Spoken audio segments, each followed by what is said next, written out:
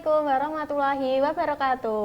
Halo teman-teman semua, kembali lagi di podcast Himatika, podcastnya anak matematika. Kali ini kita akan berbincang tentang tips dan trik berprestasi di Olimpiade Matematika bersama narasumber di sebelah saya, seorang owner bimbel Edusia Learning Center. Keren banget gak sih teman-teman, udah punya bimbel sendiri.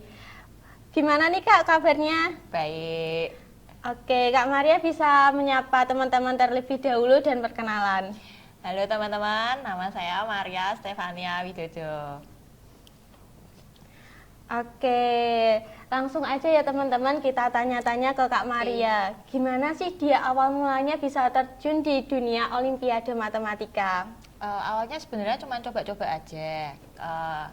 Ya saya agak terlambat sih ya, karena baru terjun itu ketika kuliah. Awalnya cuma mau kayak mau menguji seberapa jauh sih kemampuan saya di matematika, itu aja sih. Makanya saya nyoba untuk ikut. Nyoba-nyoba berhadiah ya teman-teman. Betul. Tapi Kak Maria punya motivasi buat diri sendiri nggak? Kalau harus menang, juara atau gimana gitu? Awalnya sih enggak, karena saya sadar ya, maksudnya di atas langit masih ada langit, dan saya tuh tahu bahwa kalau nyobanya ketika saya di tahap kuliah itu tuh sudah agak terlambat. Biasanya kan anak-anak Olimpiade tuh nyoba tuh mulai ketika dari mungkin SMP atau SMA. Tapi kan saya mulainya di perkuliahan, jadi saya awal nggak ada sama sekali target untuk menang, cuman saya mau tahu sih kemampuan saya seberapa, gitu aja sih. Gitu. Terus bagaimana nih Kak Maria bisa menghadapi soal matematika yang terkenal sulit, apalagi ini di Olimpiade? Oh, kalau saya sih gini ya, awal kalau ketemu sama soal yang susah jangan ngerasa susah dulu gitu. Jadi tetap saya akan coba dulu. Kalau sampai nggak bisa, ya saya tetap usaha cari jawaban, entah mungkin cari sumber di internet, di literatur buku, atau bahkan terakhir mentok juga tanya sama dosen. Seperti itu sih kalau tips saya ya, itu.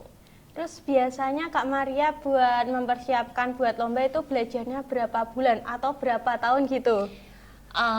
Sebenarnya kalau lomba-lomba biasa sih nggak ada target khusus, cuman karena waktu itu saya itu start untuk targetnya di ONMIPA waktu itu, jadi ketika tahun pertama mungkin saya ngerasa persiapannya agak buru-buru sekali ya, karena baru pertama kali ikut, terus kaget.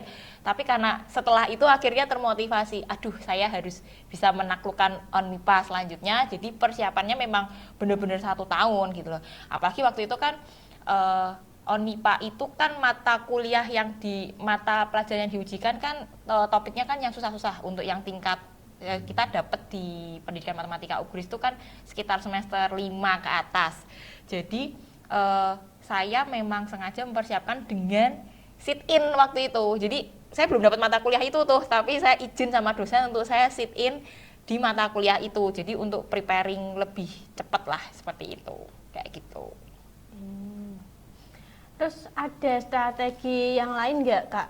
Kalau semisal di dosennya itu nggak memperbolehkan buat ikut? Rata-rata sih kalau dosen pendidikan matematika UGRIS sih baik-baik ya. Rata-rata kalau tahu saya izin mau sit in tuh diperbolehkan semua gitu loh, kayak gitu. Terus gimana biar latihan olimpiadenya itu nggak bikin bosen gitu Kak? Gimana ya, masalahnya kalau saya sih belajar itu di sela-sela kesibukan ya. Jadi memang malam ketika selesai tugas kerjaan semua itu baru saya bisa ngerjain kayak gitu. Ya penting itu ya, sehari itu ada yang dipelajarin gitu loh. Jadi nggak langsung H-1 semua itu enggak gitu. Jadi pelan-pelan kayak gitu.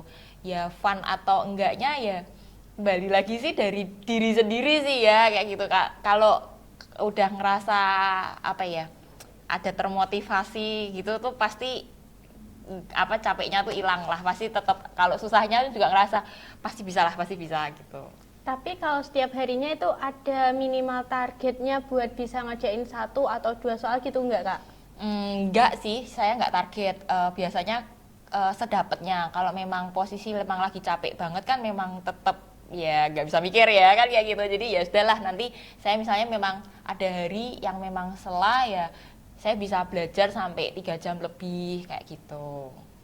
Keren banget sampai 3 jam teman-teman.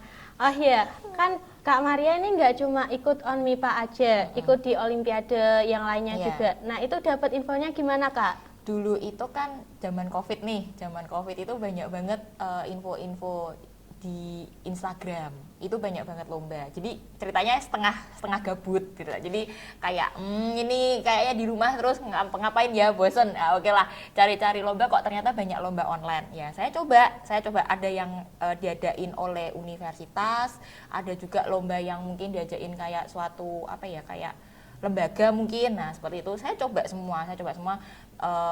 Saya cuma pengen tahu karena targetnya awal memang di ONMIPA ya, kasarnya kan ONMIPA itu kan lomba yang paling ultimate lah kalau untuk anak-anak MIPA lah, intinya seperti itu. Jadi yang lain tuh saya kayak buat untuk ngasah untuk biar bisa nyampe ke sini, intinya seperti itu sih gitu. Untuk kan biasanya kalau lomba-lomba Olimpiade di luaran sana kan membutuhkan HTM nih Kak. Itu biasanya Kak Maria tuh biayain sendiri atau dapat dari UNIF? Biayain sendiri. Jadi memang semuanya tuh inisiatif dari saya sendiri. Saya jadi selalu inisiatif dulu ikut. Nanti biasanya sih saya baru laporan ke prodi, Bu, Pak, saya ikut. Nanti ini terus saya bisa lolos ini itu kayak gitu. Jadi misalnya kalau gagal pun ya saya juga cerita, maaf Pak, Bu, ini kemarin ikut masih gagal, seperti itu sih. Saya laporan aja gitu. Terus menurut Kak Maria, soal-soal ONMIPA sama Olimpiade di luar sana itu yang paling susah itu di mana gitu? Sebenarnya kurang lebih setiap kali Olimpiade yang ngadain universitas itu rata-rata tingkat kesulitan untuk itu sama ya, kurang lebih. Cuman memang kalau ONMIPA sih lebih udah karena dia nanti kan tingkatnya kalau kamu udah lolos di ONMIPA sampai nasional kan nanti dikirim ke luar negeri gitu. Jadi mungkin memang udah sangat-sangat susah gitu. Tapi kurang lebih sama. Cuman ada juga yang ada topiknya kayak ini, seperti ini nih, saya nih masih ikut 1 kali lagi untuk yang Sanata Dharma Kalkulus Lik terakhir ini, itu dia topiknya murni kalkulus. Itu ada gitu. Tapi kalau enggak rata-rata ya 5 mata kuliah yang untuk ONMIPA itu biasanya yang selalu jadi topik lomba seperti itu. Terus yang terakhir ini kan di Sanata Dharma nih Kak. Ya. Nah itu udah ada persiapan dari sekarang belum? Sudah dari kemarin sudah. Untuk yang kemarin babak penyisian ya kita belajarnya sih dari, kebetulan kalau di lomba ini tuh ada soal-soal dari tahun lalu, jadi kita belajarnya dari situ kayak gitu. Jadi ini ya puji Tuhan lolos untuk penyisihan, jadi nanti tanggal 8 kita ke Jogja seperti itu untuk masuk lomba ke yang semifinal sama final itu. Semoga masuk final ya Dewa Amin. Kak. Ya, Amin. ya terakhir sebelum menyelesaikan tugas di mahasiswa, jadi mahasiswa terakhir. Gitu. Itu di Sanata Dharma itu lombanya per tim atau individu Kak?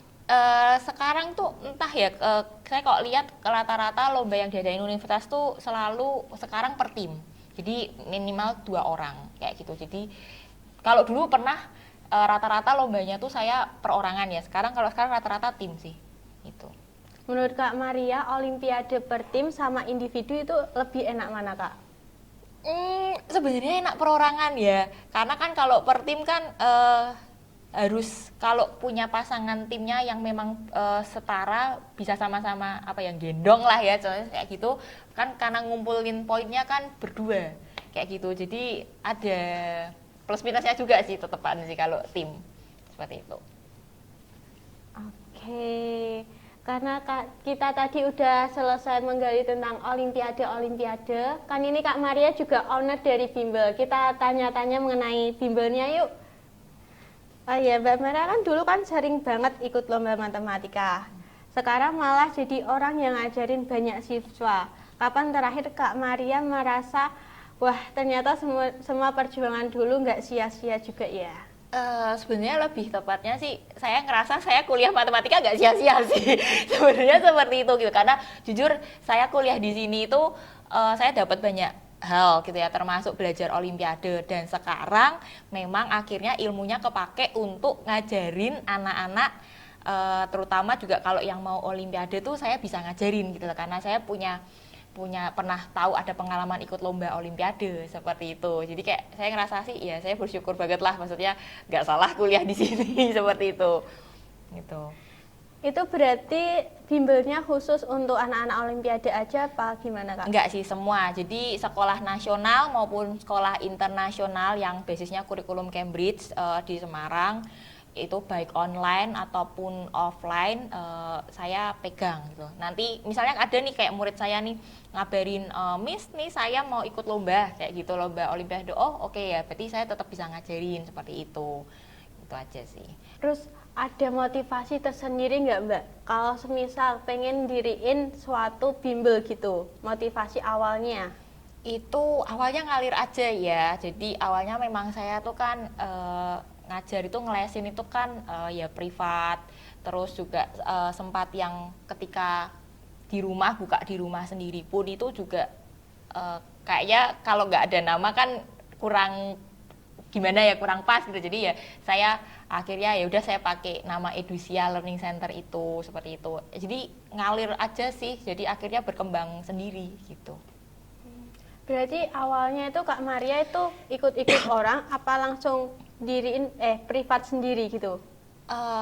Langsung, jadi nggak pernah ikut apa ya bimbel orang lain atau apa tuh enggak sih. Saya memang dulu basicnya beneran nyebar brosur dari rumah ke rumah satu persatu seperti itu cari murid.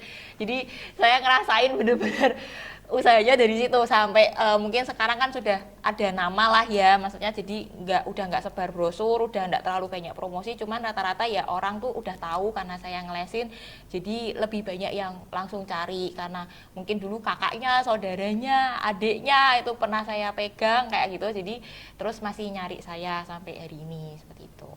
Oh iya Mbak, ini kan aku juga dari mahasiswa pendidikan matematika UPGRIS nih. Mau dong dikasih motivasi atau tipsnya biar bisa menjadi mahasiswa berprestasi di Olimpiade Matematika.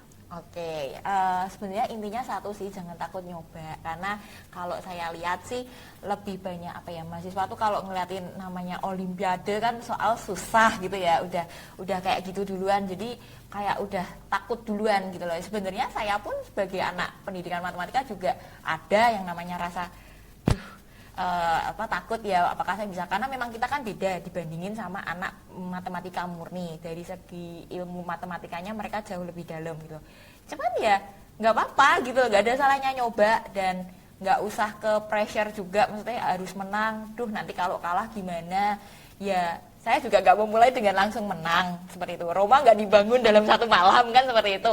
Jadi nggak apa-apa, coba terus, nggak usah target menang lah, intinya seperti itu. Soal susah ya dihadapin, dicoba kayak gitu, kalah ya coba lagi, seperti itu aja sih kalau buat saya sih seperti itu. Tapi Kak Maria pernah ngerasa nggak kalau kalah itu kayak ngerasa kok aku gini ya, ngerasa insecure atau gitu? Kalau insecure banget enggak, tapi lebih ke gini, seperti kayak yang balik kayak ke Sanata Dharma ini. Dulu saya sudah pernah nyoba tahun 2020. Gagalnya adalah kadang itu bukan karena kita nggak bisa ngerjain soal, tapi karena kita salah taktik seperti itu. Jadi ternyata tiap lomba kan ada aturannya, ada kayak seperti ini. Sanata Dharma itu kemarin kalau benar 5 poin, kalau salah di -3, kalau nggak diisi malah 0. Nah dulu saya pikirnya semua harus diisi gitu loh, jadi malah poin saya habis. Jadi kan bukannya nggak bisa, tapi kan salah taktik seperti itu. Terus juga mungkin taktik alokasi waktu. Jadi misalnya kita tuh terlalu terpaku pada soal-soal awal yang ternyata soal-soal akhir itu mungkin sebenarnya kalau kita sudah ngelihat sampai soal akhir ternyata jauh lebih gampang bisa kita isi. Nah, kadang itu kesalahan di situ. Terus juga gini, tergantung juga sama topiknya. Kadang ada memang soal-soal itu mungkin lebih ke beberapa topik, misalnya ada yang aljabar linier, terus nanti ke kombinatorik. Nah, itu kan tiap lomba kan ada spesialisasinya sendiri-sendiri gitu kan. Nah, kalau misalnya contoh kalau saya sendiri ya, saya itu nggak terlalu menguasai bidang geometri. Ketika nanti ternyata di soal lomba itu banyak soal geometrinya, ya saya pasti gagal gitu. Kebanyakan, nih peluangnya menang kayaknya tipis gitu. Jadi kadang ada faktor luck di situ juga kayak gitu. Pernah juga yang namanya lomba itu saya nyaris, jadi misalnya 10 besar, ternyata saya peringkat ke-11, saya nggak lolos kayak gitu. Jadi banyaklah karena sering ikut lomba akhirnya ya kejadian-kejadian kayak gitu tuh ada gitu. Jadi ya udah kalah, coba lagi gitu, kayak gitu sih. Berarti nggak harus bisa semuanya nih. Iya, benar gitu. Jadi misalnya kayak on MIPA pun 5 topik kayaknya juga kalau satu orang langsung menguasai 5-5-nya tuh kayaknya nggak semua orang bisa kayak gitu gitu. Jadi ya pilih aja topik yang bener-bener kamu bisa kuasain, dan itu kalau bisa beneran dikuasain gitu loh, sampai bener-bener kamu bisa gitu loh. Jangan general 5-5-nya semua, itu menurut saya malah taktiknya agak kurang pas ya. Sebenarnya strateginya kalau saya sih ya udah dari 5, kalau misalnya kamu maksimal bisanya cuma 3, ya udah 3 topik itu bener-bener kamu kuasain bener tuh kayaknya lebih berfaedah seperti itu gitu. Berarti yang paling penting itu disiapin strateginya ya teman-teman. Strategi, betul. Strategi. Mungkin Kak Maria mau ngasih motivasi buat teman-teman biar semangat buat Olimpiade Matematika nggak? Apa ya? Ya itu tadi ya, jangan takut nyoba. Terus apa lagi ya? Intinya sih hanya itu sih. Kalau udah ngelihat soal susah, jangan ngeri duluan lah ya, kayak gitu. Jangan patah semangat, jangan gampang nyerah, seperti itu. Itu aja sih. Dari Kak Maria mungkin ada kalimat terakhir buat teman-teman. Oke, kalimat terakhir ya. Yang nanti adik-adik yang mau masuk ke mencari universitas, mungkin pendidikan matematika UGRIS bisa jadi pilihan. Untuk yang mungkin suka dunia matematika atau mau mencoba mulai memperdalam matematika tuh nggak sulit kok, beneran gitu. Jadi bisa masuk ke pendidikan matematika UGRIS, fasilitasnya oke, dosen-dosennya juga oke, teman-temannya juga oke. Kalau menurut saya ya, dosen-dosen tuh sangat-sangat suportif di sini gitu. Itu yang penting kalau menurut saya gitu loh. Jadi jangan ragu, silahkan daftar ke pendidikan matematika UGRIS. Ditunggu ya.